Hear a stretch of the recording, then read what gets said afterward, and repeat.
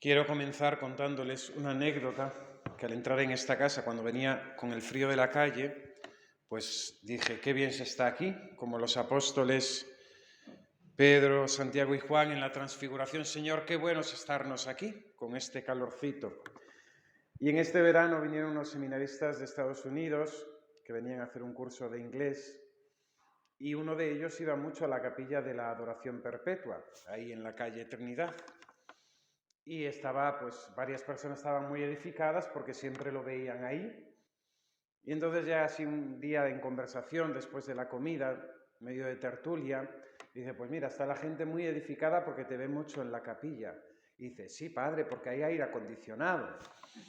Claro, con los 40 grados del verano, pues se está a gustísimo, ¿no? En la capilla de la adoración con el aire acondicionado. Un seminarista era piadoso, era piadoso. Bien, pues quisiera dar comienzo a esta plática de retiro, de este día que ustedes tienen consagrado un poco pues a estar con el Señor, a estarnos a los pies del sagrario, como María, la hermana de Lázaro, y escuchando, ¿no?, lo que el Señor tiene que decirnos. Más que nosotros hablarle, siempre la oración es escuchar primero al Señor lo que Él tiene que decirnos. Y para ello necesitamos retiro, necesitamos soledad, necesitamos silencio, necesitamos recogimiento de los sentidos y de las potencias del alma, necesitamos adentrarnos, ¿no?, dentro de ese corazón sacratísimo de Jesús, como el discípulo amado, recostar nuestra cabeza sobre su pecho, escuchar sus latidos y dejarnos, ¿no?, llenar, ¿no?, de esa gracia, de esa luz de Dios que Él nos concede por medio de su Espíritu Santo. ¿Y cuál es el tema de la plática? Pues nos lo da el día de hoy, ¿no? Hoy, día 18 de enero, se celebra, aunque ya no en el calendario universal, la cátedra del apóstol San Pedro en Roma. El día 22 de febrero se celebra la cátedra de San Pedro, pero la primera que tuvo en Antioquía. Hoy, 18 de enero, la cátedra de Roma, ¿no?, donde Pedro asienta, ¿no?, su pontificado y donde es martirizado. Esta fecha, junto con la del 25 de enero, la conversión de San Pablo, dio origen hace bastantes décadas a lo que se llama la Semana de Oración por la Unidad de la Iglesia, octavario de oración por la unidad de la Iglesia.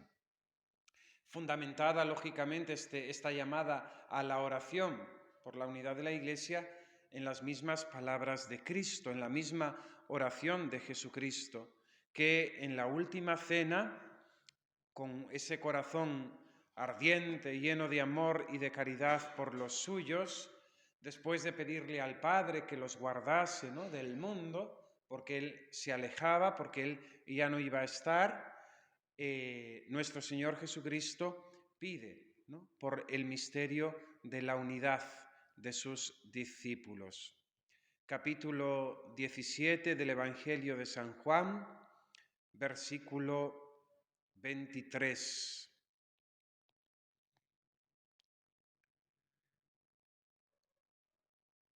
Me adelanto un poquito. Versículo 20. No solo ruego por ellos, sino también por los que crean en mí por la palabra de ellos, para que todos sean uno, como tú, Padre, en mí y yo en ti.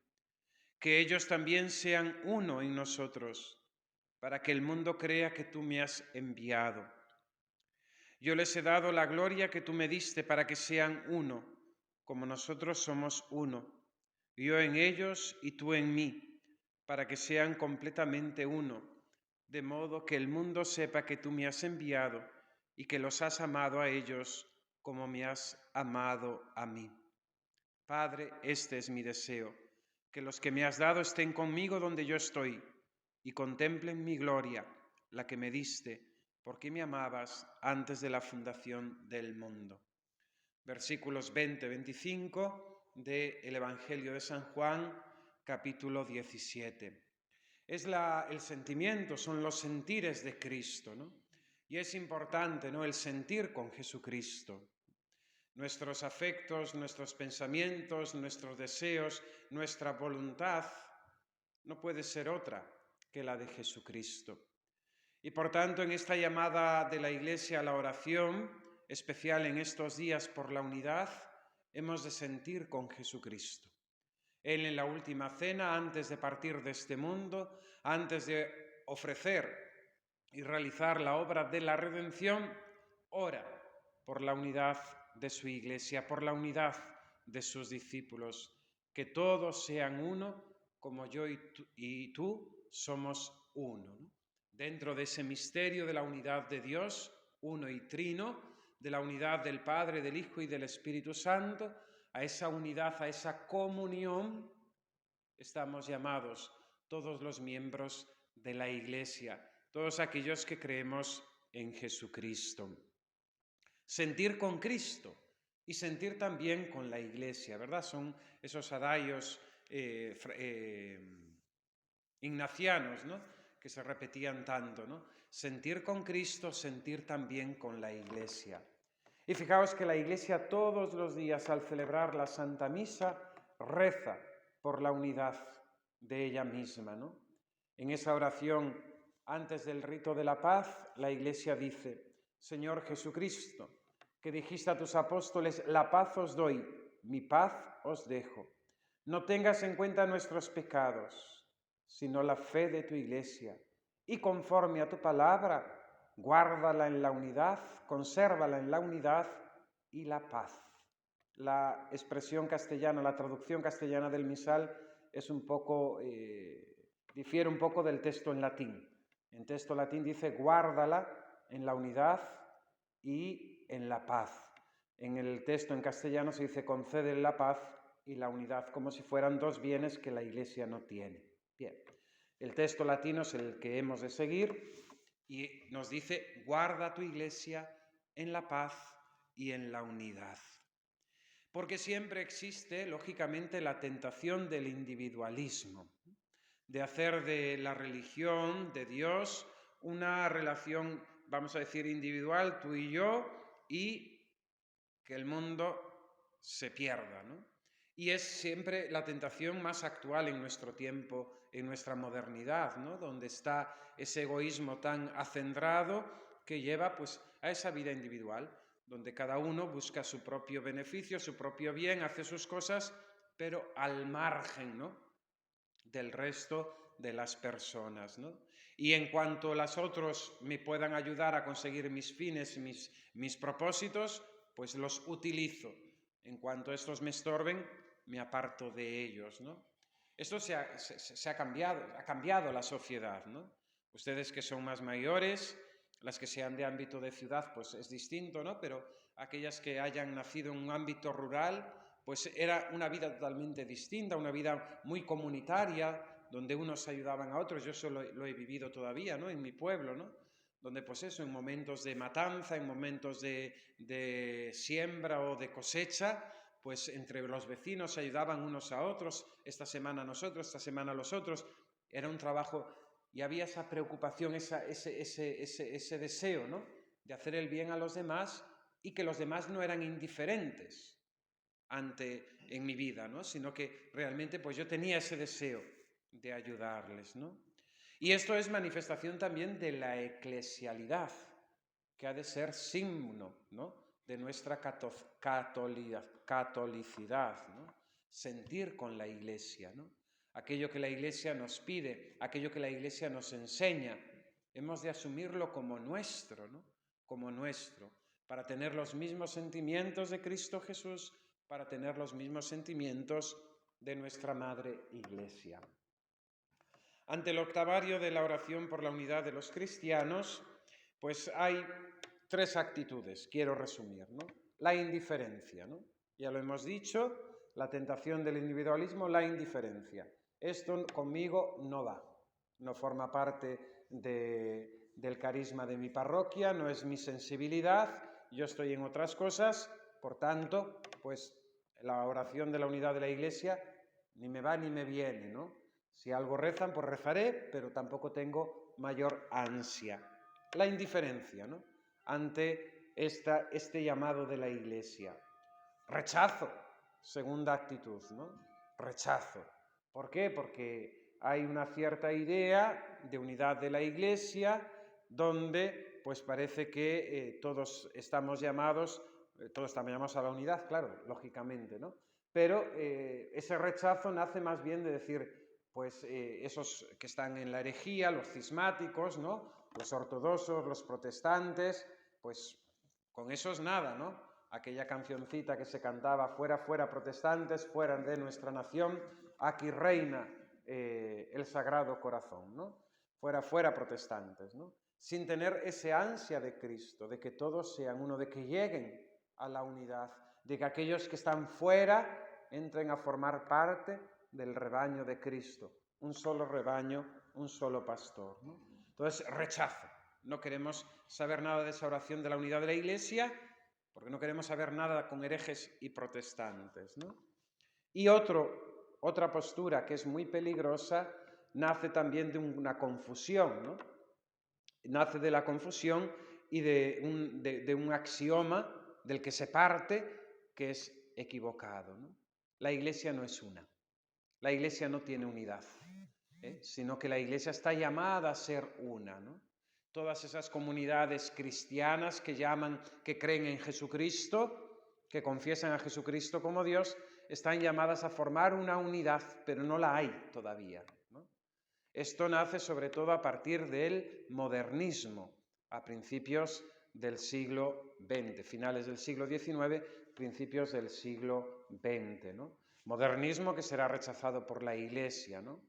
Donde ese autor francés, sacerdote Loisy, afirma que la Iglesia católica no es la Iglesia de Jesucristo, ¿no?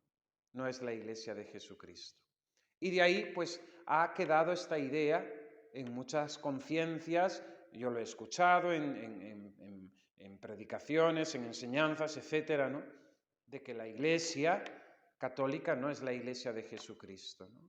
Sino que la Iglesia de Jesucristo es como un fin, es como una utopía a la que hemos de atender todos, la Iglesia católica, los protestantes, los ortodoxos, para llegar a esa unidad, Y esto es un error. La Iglesia es una, la Iglesia ya es una. Lo confesamos en el credo. Creo en la Iglesia que es una, santa, católica y apostólica. La Iglesia ya posee la unidad. La Iglesia ya posee la unidad. Y la Iglesia católica es la Iglesia de Jesucristo.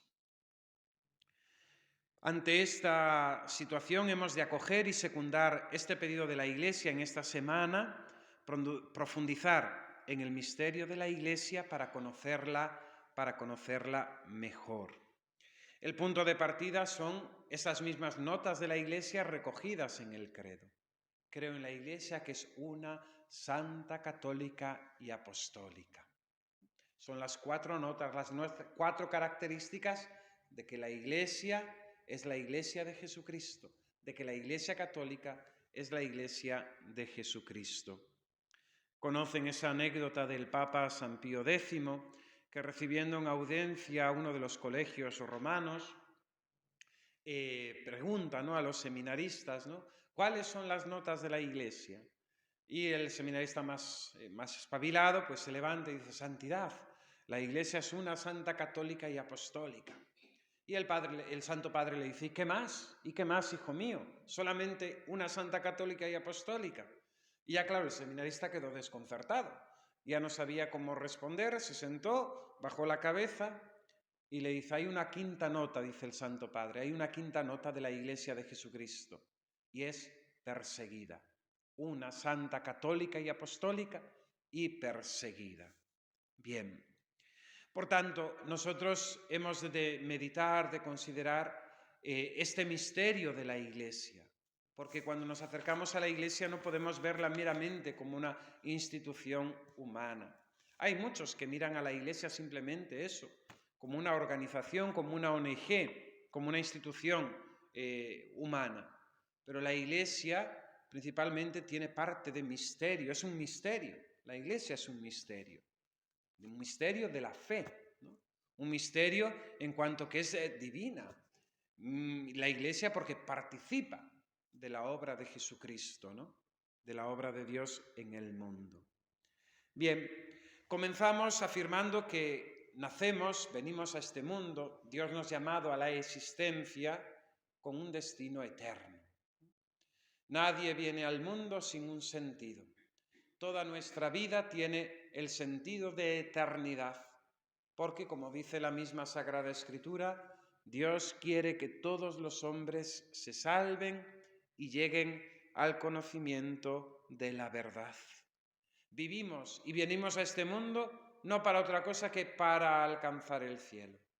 Aquello del principio y fundamento de San Ignacio en sus ejercicios. Hemos sido creados para conocer, amar y servir a Dios nuestro Señor y mediante esto salvar nuestra alma. Hemos venido al mundo a ganar el cielo, a salvar nuestra alma, amando, conociendo y sirviendo a Dios nuestro Señor. Por pura misericordia divina. Dios nos había podido crear, por eso el primer fin del hombre es conocer, amar y servir a Dios, y el segundo fin, ordenado por Dios y concedido por su misericordia, es darnos la vida eterna, que mediante eso salvemos nuestra alma. Pero nadie puede salvarse fuera de la Iglesia. Extra ecclesia nulla salus. Es un dogma de fe. Fuera de la Iglesia no hay salvación. Fuera de la Iglesia nadie puede salvarse.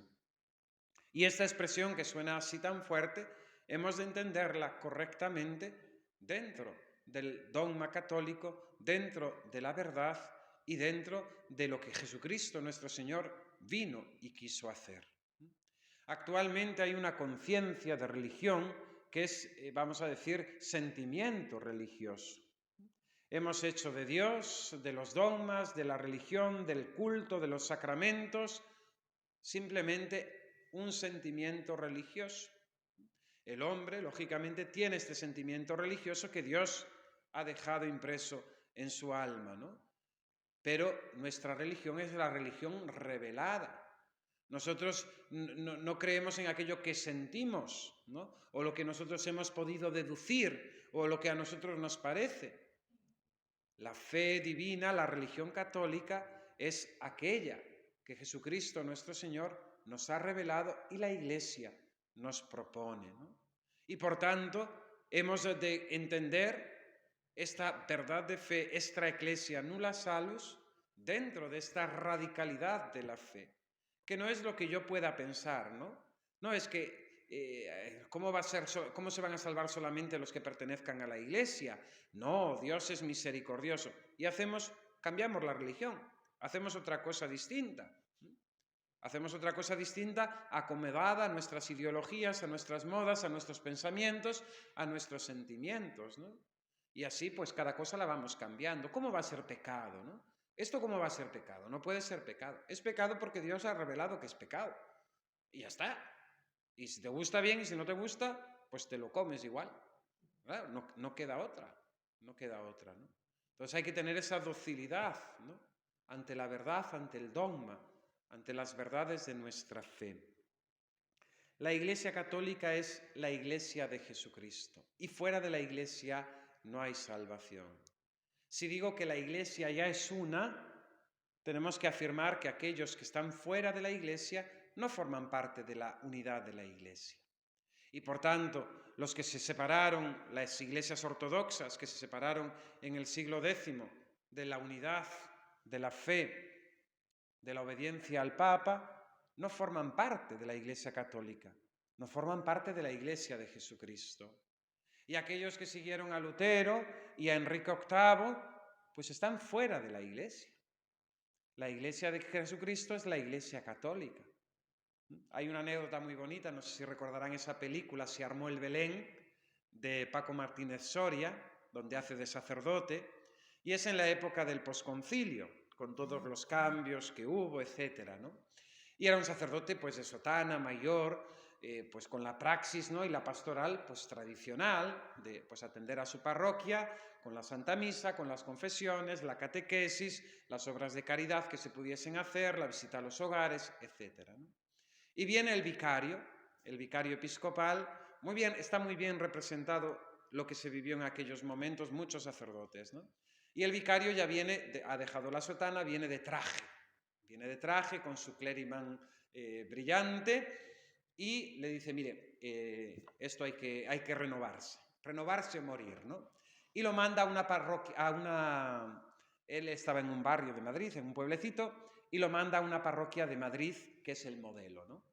Llega allí a la parroquia, y claro, es una construcción moderna de estas tan hermosísimas como han hecho, ¿no? Que son bellísimas, nos llenan de devoción, lo que vemos ahí, bloques de cemento y de ladrillo horrible, y estaban ensayando una misa tipo gospel, ¿no? Y así con mucho ritmo, ¿no? Creo que la musiquilla era algo así como Kyrie eleison, Kyrie, con sus trajes de gospel, no sé cuánto, medio bailando, ¿no?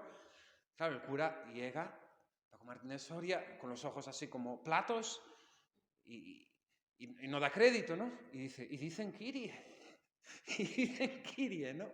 Bien, entonces entra por allí, está buscando al párroco de la parroquia, ¿no? Claro, yo no veo a nadie con sotana, ni con clériman, ni con nada, ¿no? Y acaba yendo a unos salones parroquiales donde había un gimnasio y estaban boxeando, ¿no? Boxeando ahí con un saco, ¿no? Y dice, estoy buscando a don fulanito, no me acuerdo ahora el nombre, ¿no? Y el don fulanito estaba boxeando, estaba vestido de paisano, de deporte, haciendo su boxeo, ¿no? Entonces ya Paco Martínez de Soria queda así con los ojos, ¿no? Bueno, habla un poco la conversación, etcétera, ¿no? Y esto venía porque se me ha ido, al contar la película, se me ha ido la razón de la anécdota, ¿no? ¿Por qué? De la identidad, ¿no? Entonces, bueno, la idea era esta, ¿no? Que se le había dicho, hay que cambiar, ¿no? Hay que cambiar, hay que modernizarnos, ¿no? Y es como un mensaje que está continuamente, ¿no? En estas últimas décadas, ustedes lo han vivido porque son mayores y saben perfectamente, han vivido antes y después, ¿no? Y la idea de modernizar, hay que modernizar la Iglesia, ¿no? Hay que modernizar la Iglesia. Pero ¿qué significa modernizar la Iglesia? ¿Traicionar a Jesucristo? ¿Traicionar el Evangelio? ¿Traicionar 2000 años de historia, de santidad, de doctrina, de teología? ¿Qué significa modernizar la Iglesia? Mundanizarla. Padre, te ruego por ellos. No son del mundo. Tienen que estar en el mundo, pero no son del mundo. ¿Qué significa eso de modernizar la Iglesia? Y fijaos que hemos asumido muchos eslóganes que son contrarios a nuestros principios, a nuestra fe, a nuestra religión. La Iglesia no tiene que modernizarse. Se moderniza, lógicamente. Utilizamos ordenadores, utilizamos el teléfono móvil, tenemos megafonía, utilizamos las videoconferencias, si tenemos que viajar vamos en un avión. Es decir, nos hemos modernizado, lógicamente. Pero ¿qué significa eso que piden que la Iglesia se modernice? Repito, traicionar a Jesucristo, traicionar la Iglesia, traicionar 2000 años de historia, de santidad, etcétera, ¿no? Entonces, hemos de conocer, ¿no? Hemos de conocer el misterio de la Iglesia. Ha habido también una expresión muy confusa, ¿no?, en el concilio, que después fue aclarada por el cardenal Ratzinger, ¿no?, que afirmaba en Lumen Gentium que la Iglesia de Jesucristo subsiste en la Iglesia católica, ¿no? Utilizando esa expresión los padres conciliares, esto lo aclara el cardenal Ratzinger, que estuvo como perito en el concilio cuando era un sacerdote joven, dijo, los padres conciliares utilizaron ese término, pero ese término con el sentido de substancia, es decir, que la Iglesia católica es la Iglesia de Jesucristo. Pero, lógicamente, los partidarios, ¿no?, de la hermenéutica de la ruptura Han escuchado esa expresión, ¿verdad? La hermenéutica de la ruptura, de romper con la tradición, romper con 2000 años de nuestra tradición católica, reinterpretaron el término. Y ese subsiste se convirtió, en vez de ser substancia, se convirtió algo hay. Algo hay, ¿no? En la Iglesia Católica algo hay de la Iglesia de Jesucristo, ¿no?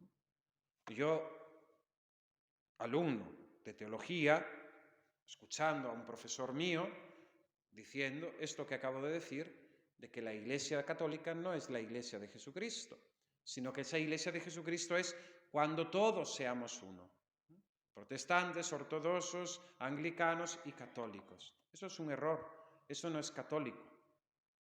La Iglesia ya es una, la Iglesia ya es una. Bien, ¿por qué la Iglesia es una? Porque la Iglesia es una porque tiene la misma fe. La Iglesia Católica tiene la misma fe. Esa fe revelada por Dios nuestro Señor, contenida en la Sagrada Escritura y en la tradición, y enseñada perennemente a lo largo de los siglos por el magisterio de la Iglesia. La Iglesia vive de esa fe. ¿Qué es lo que sostiene a la Iglesia? ¿Qué es lo que ha sostenido esta barca de Pedro a lo largo de 2000 años en medio del suceder de la historia, de los combates, de las persecuciones, de las tiranías, de los imperios, de los sistemas políticos, etc.? ¿Qué ha sostenido a la Iglesia? La fe, la unidad en la misma fe, compendiada en el credo, compendiada en el credo. Este año se está celebrando el año jubilar de la redención, pero está celebrándose también ese aniversario, ¿no?, del primer concilio ecuménico, que produce ese símbolo, ese credo, ¿no?, el credo largo llamamos popularmente, ¿no? La fe de la Iglesia, las verdades de nuestra fe. Esta fe que tiene su garantía en el magisterio, en la enseñanza de los papas, ¿no?, en la enseñanza de los papas y de los obispos unidos a él en concilio. Esa fe que contiene todo lo que Dios quiso revelarnos acerca de su misterio y acerca de nuestra salvación.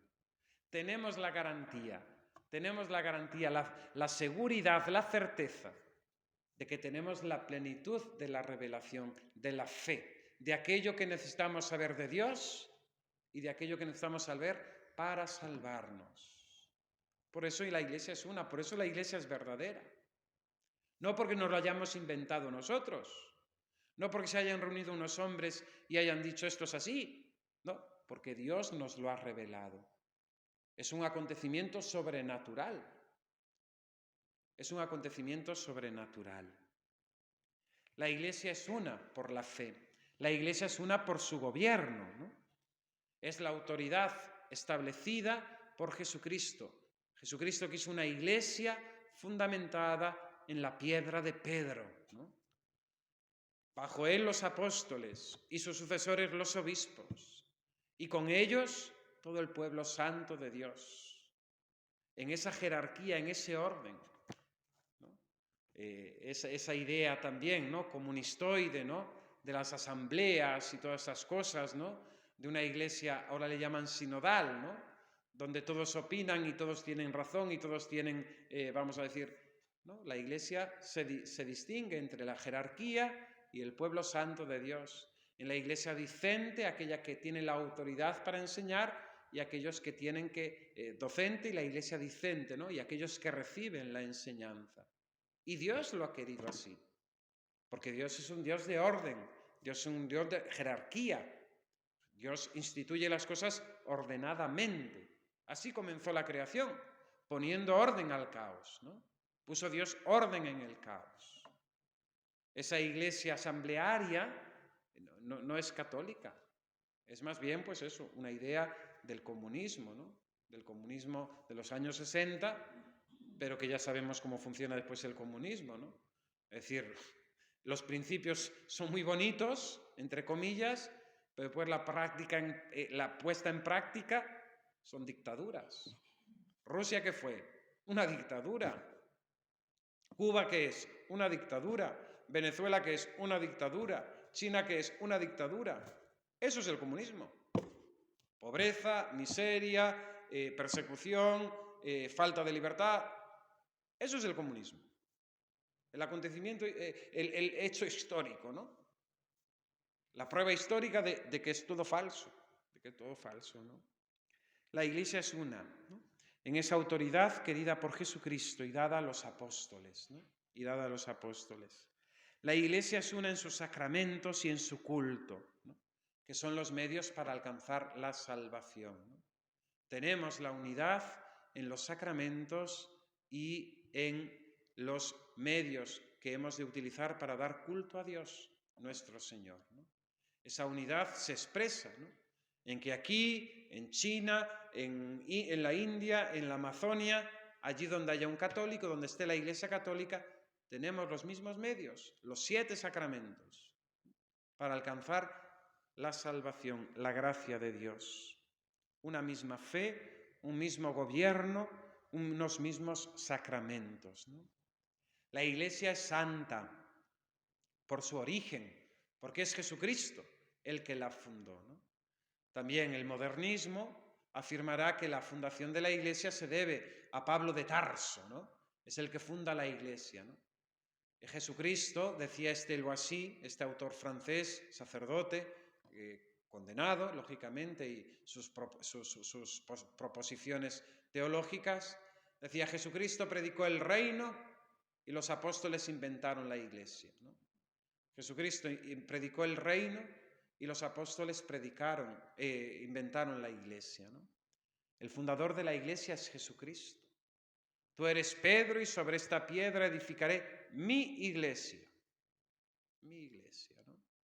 Él es Dios y por tanto, si Dios es el santo, es la santidad misma, su iglesia es santa, ¿no?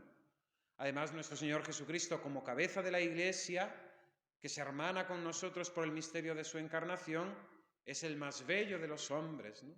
Sus virtudes humanas, ¿no? Y Jesucristo nuestro Señor es la cabeza de este cuerpo místico, por el cual formamos todos parte, ¿no?, de su persona. La Iglesia es santa en sus miembros. Hay 3 grados de santidad. Una santidad común, que es aquella que evita el pecado mortal. Hay una santidad excelente, que es aquella que, evitando el pecado mortal, busca la perfección mediante los consejos evangélicos, mediante la práctica de las virtudes, mediante la vivencia de las bienaventuranzas. Y hay una santidad heroica, ¿no? Esa santidad heroica, que es la que la Iglesia propone cuando canoniza a alguno de sus miembros, que es movida totalmente en todo por la virtud de la caridad, la virtud sobrenatural de la caridad, del amor a Dios nuestro Señor. Y Jesucristo nos exige esta triple santidad: vencer el pecado. Si tu ojo, tu mano, tu pie te hace pecar, córtatelo. El Señor nos exige la búsqueda de la santidad, de la perfección mediante la práctica de las bienaventuranzas, el cumplimiento no solamente de la letra, sino del espíritu de la ley.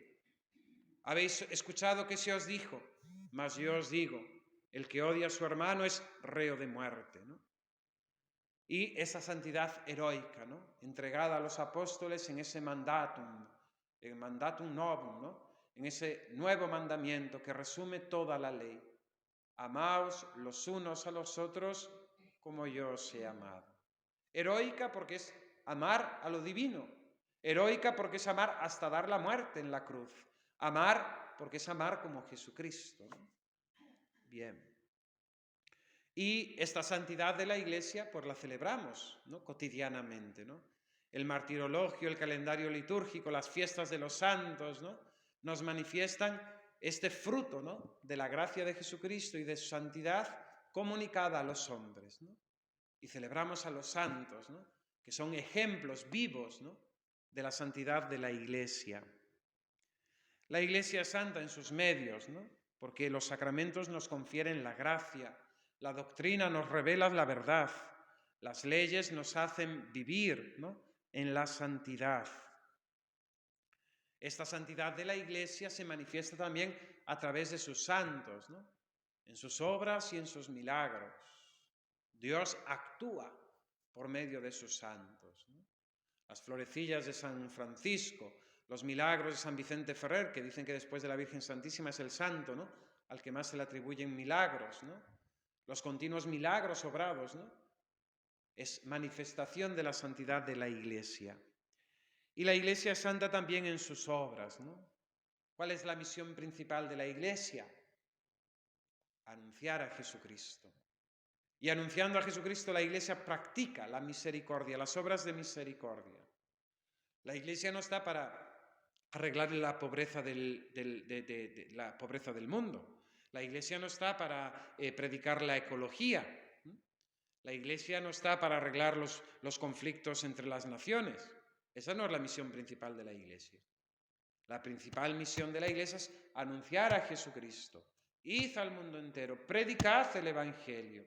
Quien crea y se bautice se salvará. El que se resista a creer se condenará. Son las palabras de Jesucristo.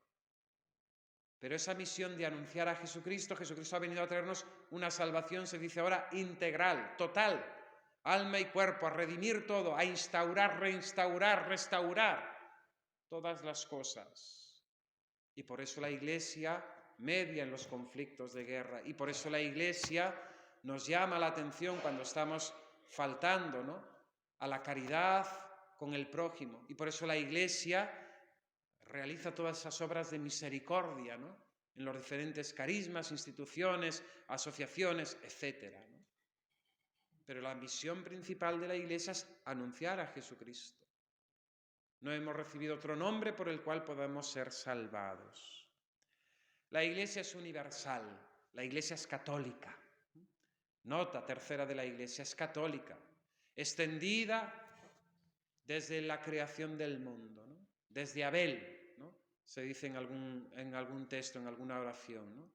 Desde Abel, Dios nuestro Señor fue conformando su Iglesia, ¿no?, y amando a los hombres a esta salvación, a formar parte de su familia, de este cuerpo místico, ¿no? De hecho, desde Jesucristo la Iglesia existe formalmente, ¿no? Pero desde Abel, ¿no?, desde la creación, Dios ha llamado al hombre a la salvación. La Iglesia es católica porque está extendida también por todo el orbe católico, ¿no?, por todo el orbe, por todo el mundo, ¿no? Allí donde hay un cristiano, allí está la Iglesia presente, ¿no? Y la Iglesia no es Europa, la Iglesia no es pues una reducción, ¿no?, sino que la Iglesia está extendida, ¿no? Y fijaos que incluso si no llegásemos a ser un número multitudinario, aunque la Iglesia quedase reducida a una pequeña porción, sería igualmente Iglesia católica, ¿no?, porque su misión es la de traer a todos los hombres a la salvación. La Iglesia es apostólica, fundada sobre los apóstoles, manteniendo la misma fe que ellos predicaron. En la Iglesia no hay cambio de doctrina, en la Iglesia no hay cambio de la verdad, hay progresión en la comprensión de la verdad, pero no hay cambio. Los apóstoles tenían la misma fe que tenemos nosotros, creían en los mismos dogmas que creemos nosotros. San Pedro, San Pablo creían en el dogma de la Inmaculada Concepción de la Virgen Santísima, que desde el primer instante de su concepción, la Virgen Santísima fue preservada del pecado original. Es la fe de la Iglesia. No ha cambiado, ha crecido la comprensión del misterio, ¿no? Y esta apostolicidad de la Iglesia se nos manifiesta también en la sucesión apostólica, ¿no?, de los obispos. Nadie se da el orden sagrado a sí mismo. Todos lo hemos recibido, ¿no? Y si pudiésemos hacer toda la cadena hasta los apóstoles, cada obispo de los 3000 y algo que hay hoy en la Iglesia Católica, todos irían a uno de los apóstoles, a uno de los apóstoles. Ayer se lo decía a los niños en el catecismo, ¿no?, hablando del bautismo, ¿no? Fijaos, nadie se ha bautizado a sí mismo, nadie se ha bautizado a sí mismo. El bautismo lo recibimos en la Iglesia. Nuestros padres lo piden a la Iglesia y la Iglesia nos da el bautismo, ¿no? Pues lo mismo. Si retrotraemos nuestro bautismo y podemos ir haciendo, ¿no?, ¿Y quién nos bautizó a nosotros? Nuestros padres, nuestros abuelos, sus abuelos, sus padres, nuestros bisabuelos, nuestros bisabuelos, nuestros tatarabuelos. Y así, en el suceder de la historia, yendo hacia atrás, ¿a dónde llegamos? Al monte de la Ascensión. Id al mundo entero, predicad el Evangelio. Quien crea y se bautice se salvará. El que se resista a creer se condenará. Es decir, la fe no la hemos inventado. La fe la hemos recibido. Y con ello la gracia del bautismo, la gracia de la justificación, la gracia de pertenecer a la Iglesia, de ser hijos de Dios. Por Jesucristo. Lo vemos tan lejano en la historia, ¿no? Incluso algunos han negado su existencia histórica. Pero es que tenemos demasiadas pruebas, vamos. Y nuestro bautismo, nuestra condición de cristianos recibida en el bautismo, nos lo manifiesta. A mí me emociona, me conmociona, ¿no? Este pensamiento, ¿no? Yo soy católico porque he recibido el bautismo de la Iglesia. Y esta me lo ha entregado de los mismos apóstoles. En el suceder, ¿no? De la historia y de las generaciones, ¿no? Pero de allí, de los apóstoles, ¿no? Y nosotros españoles, pues muy posiblemente del apóstol Santiago, ¿no? Al venir a predicar a España y a bautizar. Me conmociona mucho, ¿no? Por dentro, ¿no? Tener este pensamiento, ¿no? Porque nos une directamente, ¿no? A Jesucristo, a su mandato. Id al mundo entero, predicad, bautizad. Todo ello se nos manifiesta en el milagro de esta Iglesia católica, ¿no? Es un milagro moral, dicen los teólogos, ¿no? La existencia de la Iglesia es un milagro moral. Han caído imperios, han caído sistemas políticos, han caído... Y la Iglesia permanece. La Iglesia permanece, ¿no? Es un milagro admirable, ¿no? Es un milagro admirable, ¿no? Solamente por la acción del Espíritu Santo, ¿no? La expansión de la Iglesia. Fijaos, aquellos 12 hombres, gente ruda, sin estudios, muy básica, de un pueblo marginal como era el pueblo judío. Y en el siglo I, es decir, al final del siglo I, los cristianos ya estaban extendidos en toda la costa del Mediterráneo, toda la costa del norte de África, España, Italia, Francia, toda la zona de Grecia. El catolicismo ya se había extendido, hasta Asia había llegado Santo Tomás, el apóstol, ¿no? A predicar el Evangelio.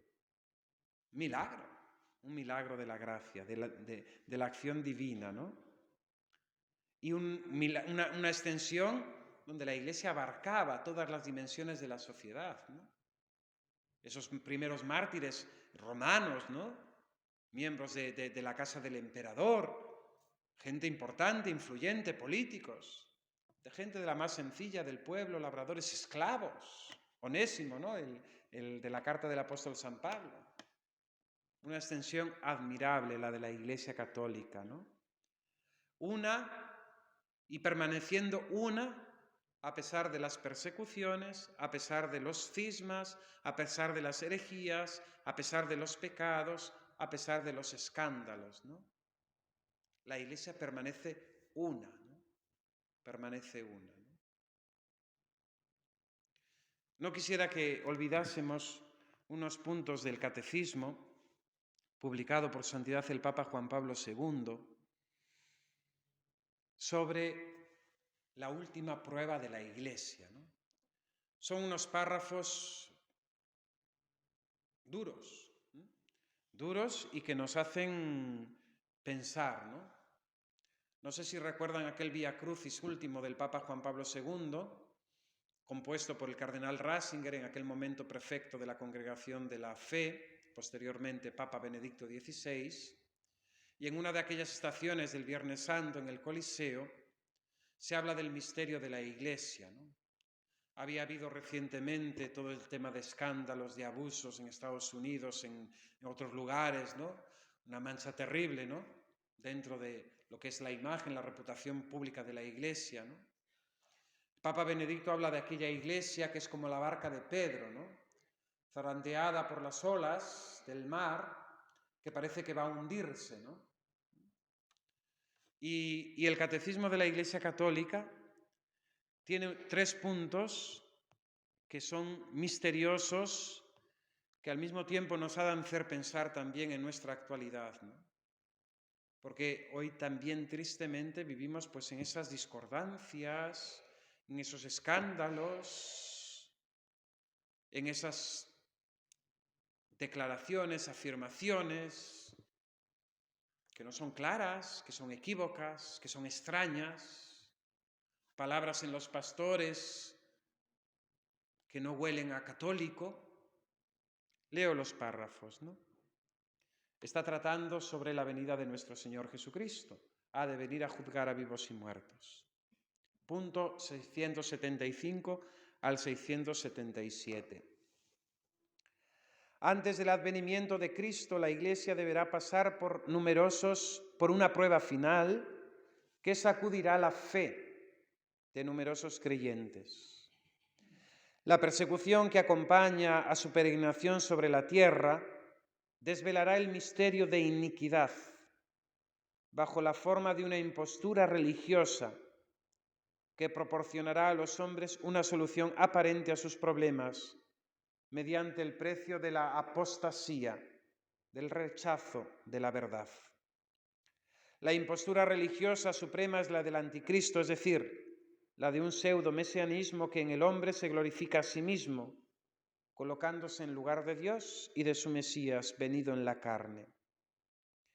Esta impostura del anticristo aparece esbozada ya en el mundo cada vez que se pretende llevar a cabo la esperanza mesiánica en la historia, lo cual no puede alcanzarse sino más allá del tiempo histórico a través del juicio escatológico.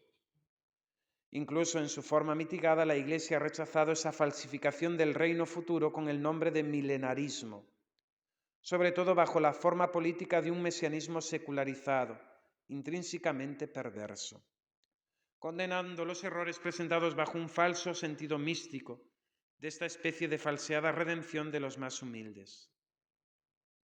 La Iglesia no entrará en la gloria del reino, a través de esta última Pascua, en la que seguirá a su Señor en su muerte y su resurrección.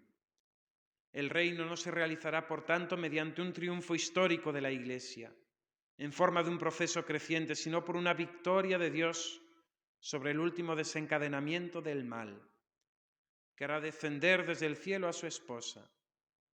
El triunfo de Dios sobre la rebelión del mal tomará la forma de juicio final, después de la última sacudida cósmica de este mundo que pasa. Son palabras misteriosas, profundas, inquietantes, pero que iluminan quizás también nuestra situación actual que estamos viviendo, donde hay tantas voces contradictorias, obispos contra obispos, cardenales contra cardenales, profetizado así, ¿no? Ya en la Salette, por ejemplo, en Francia, en esas revelaciones de Nuestra Señora la Virgen. Esa impostura religiosa, esa apostasía, ¿no? Esa falsa religión donde el hombre se glorifica a sí mismo dando la espalda a la verdad, ¿no? Y creemos, y tenemos que decir con fuerza, creo en la Iglesia que es una santa, católica y apostólica. A pesar de la persecución, de los cismas, de las herejías, de los pecados, la Iglesia sigue siendo un misterio. La Iglesia sigue siendo un misterio sobrenatural. La Iglesia sigue siendo la Iglesia de Jesucristo. Aunque, lógicamente, también podemos analizar históricamente su estabilidad, ¿no? A lo largo de los siglos. Una misma fe enseñaba unos mismos dogmas, nunca contradicción entre ellos, una misma moral, una misma costumbre, ¿no? De esas ideas de modernizar la Iglesia, ¿no? Que los curas se casen, es lo que dicen, ¿no? La Iglesia es madre, la Iglesia es sabia por su tiempo, ¿no? Por su antigüedad, por su vejez. Y la Iglesia sabe por qué desde los primeros siglos estableció la ley del celibato, ¿no? Si bien es cierto, en las iglesias orientales hay sacerdotes casados. Perdón, hay casados que son ordenados sacerdotes, que es distinto. Hombres casados que son ordenados sacerdotes.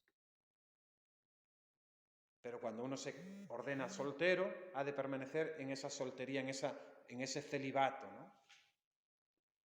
Y la Iglesia lo ha querido así, lo ha establecido así, por algo será, que no vamos a descubrir nosotros ahora aquí la quinta esencia de nada. La Iglesia es fecunda en sus bienes, ¿no? Y esto se manifiesta en la vida de los santos.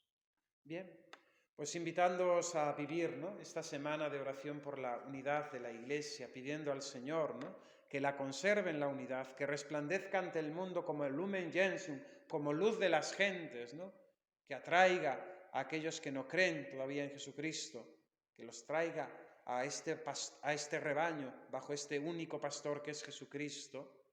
Pedimos también, lógicamente, por todos esos hermanos, hoy le llaman separados, ¿no?, por los cismáticos y los herejes de toda la vida, protestantes, ortodoxos, para que, curándose, ¿no?, de esas heridas del pasado, de la historia, de esos errores de sus antepasados, vengan al conocimiento de la verdad, ¿no?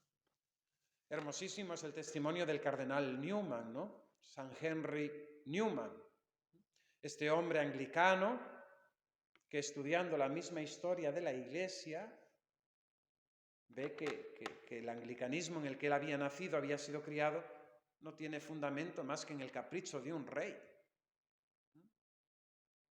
Y así podemos ver el problema de las iglesias ortodoxas y así podemos ver también pues todo el problema del protestantismo. Históricamente se descabalan, vamos.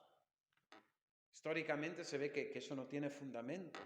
Ya su teología, lógicamente, carece, ¿no? Pero incluso históricamente, desde el punto de vista humano, es decir, ¿por qué triunfa Lutero? Porque a los príncipes alemanes le interesaba tener otra religión distinta a la católica, a la romana, para independizarse de un emperador. ¿Por qué Enrique VIII funda el anglicanismo? Porque como el Papa no le daba la nulidad del matrimonio con Catalina y él quería tener pues, el capricho de un hijo varón, pues si el Papa no me da la nulidad, yo me hago Papa y fundo mi religión, ¿no? Y los mismos ortodoxos, ¿no?, con todo el problema, en definitiva es un problema de jurisdicción, de obediencia, ¿no? Reconocer que Pedro ha sido puesto como principio y fundamento de la Iglesia católica. Pero falta humildad, falta humildad. Y esas notas de la Iglesia, una santa católica y apostólica y perseguida, yo como católico, como miembro de esta Iglesia, tengo que vivirlas y tengo que hacerlas resplandecer también. Todos los dogmas de nuestra fe cristiana tienen una concreción personal en nuestra propia vida, ¿no? ¿Cómo vivo yo en la unidad de la Iglesia? ¿Cómo siento yo? ¿Siento con la Iglesia? ¿Tengo sus mismas preocupaciones, sus mismas esperanzas, sus mismos proyectos, sus mismas intenciones? ¿Cómo siento yo con la Iglesia? ¿Me formo parte de ella o la juzgo, la critico? ¿Cómo vivo yo en la Iglesia? ¿Cómo manifiesto su misterio? Doy gracias al Señor todos los días por haberme hecho hijo de su Iglesia. Al fin muero, hija de la Iglesia, ¿no?, dice Teresa de Jesús, ¿no? Con todo el problema que hubo con la Inquisición, con sus obras, con sus textos, acusaciones, al fin muero, hija de la Iglesia. Y así como cada uno de nosotros hemos de querer morir, como hijos fieles a la Iglesia. Ayer me enteraba, ¿no?, de una reducción al estado laical, una secularización obligada por la Santa Sede a un sacerdote, y no hay nada más que acusaciones fruto de la envidia. Terrible, terrible. Un sacerdote santo y lo han secularizado fruto de la envidia, fruto de la maldad. Es terrible, es tremendo, ¿no? Porque si hubiese cosas graves contra la fe o contra la moral, pero es que simplemente era porque era buen sacerdote, porque los fieles lo querían, porque a sus misas asistían multitudes. Y eso suscita envidias, malquerencias, etc., ¿no? Amo a la Iglesia, amo a sus pastores, amo a mis hermanos. Tengo este deseo, ¿no?, de que vengan los que se han ido, de que vuelvan, ¿no?, de lo que vuelvan. Recuerdo una catequesis del Papa, ¿no?, donde hablaba de los que se habían ido, ¿no?, y que hemos de rezar por ellos, ¿no?, y hemos de desear que vuelvan al seno de la Iglesia, ¿no?, al seno de la comunidad, al seno de nuestra parroquia.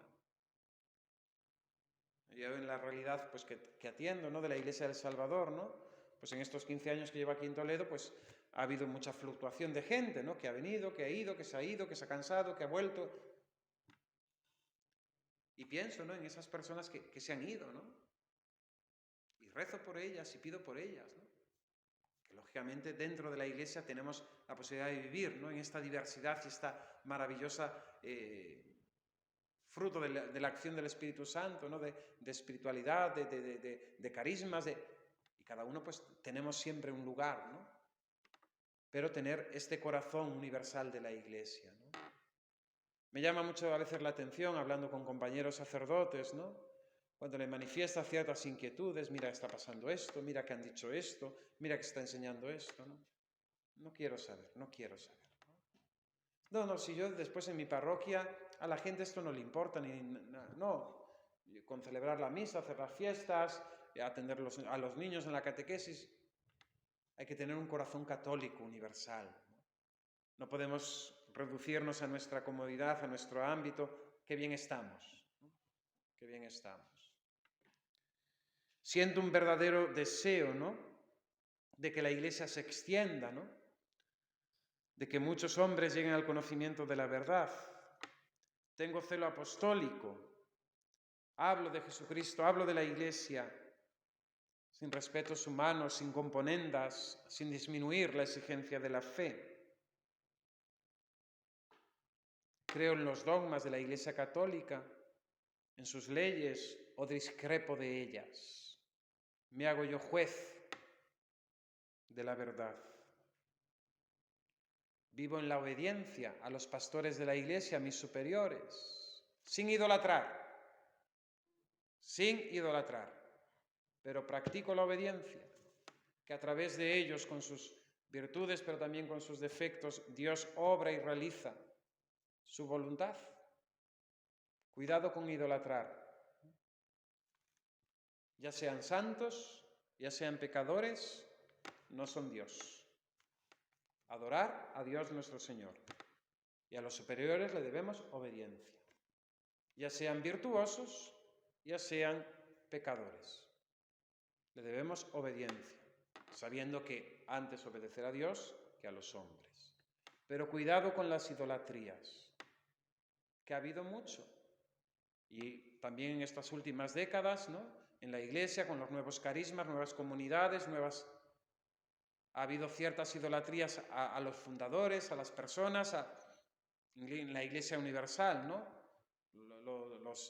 ¿Cómo se llaman? Los chicos del Papa, no sé cómo se llamaban, ¿no? Idolatrar la figura, la persona. No, obedecemos, ya sean virtuosos, ya sean pecadores, en cuanto a la fe y a las costumbres, y en cuanto a aquello no vaya contra la ley de Dios. Lo que se nos ha enseñado siempre, pues así. ¿Cómo vivo yo esta santidad de la Iglesia? ¿Soy consciente de que mis pecados manchan esta santidad? ¿Ansío la santidad, el deseo de perfección para embellecer el rostro de la Iglesia? ¿Soy consciente de que para muchas personas yo soy la Iglesia? Mis palabras, mi comportamiento, mis actitudes, mi forma, incluso las que están más inmóviles, con las chicas que vienen de fuera. Para ellas ustedes son religiosas, son la Iglesia. Entonces, si gruñimos, si protestamos, si somos egoístas, si somos faltos de caridad, de delicadeza, pues estamos manifestando un rostro de la Iglesia. Yo soy parte de la Iglesia, yo soy la Iglesia, y para algunos soy la única Iglesia. Una santa, católica y apostólica, ¿no? Decía la Beata: María Dolores, en una de sus jaculatorias. Aquí me tienes, Señor, dispuesto a todo por tu amor. Permíteme correr por las calles y barrancos para enseñarles a todos a conocerte y amarte. Extender tu reino, que podemos decir, extender tu iglesia, es mi mayor deseo y el constante anhelo de mi corazón. No se olviden que son catequistas, y la catequista es la que enseña, no solamente con sus palabras, sino con su vida. Ahora ya están un poco impedidas para ir corriendo. No corran, que se caen. Despacito, despacito y con cuidado. Pero pueden correr con el deseo, pueden correr con la oración, pueden correr ofreciendo al Señor sus sufrimientos, sus achaques y aquellas penitencias que buenamente puedan hacer. Así también se ganan almas, así también se extiende el reino de Dios. Te damos gracias, Señor, por los beneficios recibidos de tu mano generosa por Jesucristo nuestro Señor. Gloria al Padre, y al Hijo, y al Espíritu Santo.